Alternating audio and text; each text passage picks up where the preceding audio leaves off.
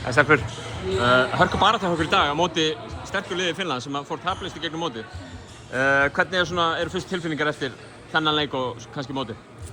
Þetta súrt. Mér finnst það að hafa getað sýnt meira. Við eigum miklu meira inni. Þið sýndu nú allavega lengi vel framan af í þessum leik og sýndu hörku baráttu og þið hengu alveg í þeim þrátt fyrir að munurinn hafi verið 10 stig.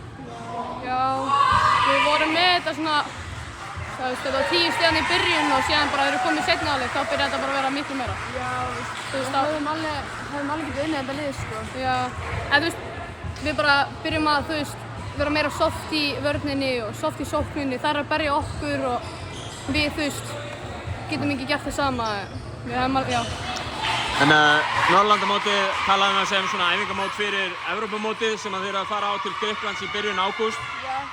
Hvernig finnst ykkur svona þróun liðsins hafa verið svona á þessu móti?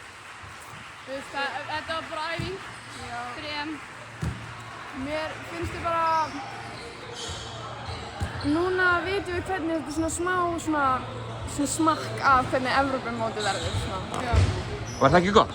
Það er mjög gott fyrir okkur að fá smá höftu. Já. Farið til Grikklands og mætið væntanlega einhverjum af þessum liðum aftur þar. Já. Er það ekki líka áhugavert og skemmtilegt að fá að eigast við það aftur? Jú, þá klárlega sýnum við að það býr meira inn í okkur en þetta. Hamingju með mótið, stelpur, og gangi ykkur vel á Evrópumótinu. Takk fyrir.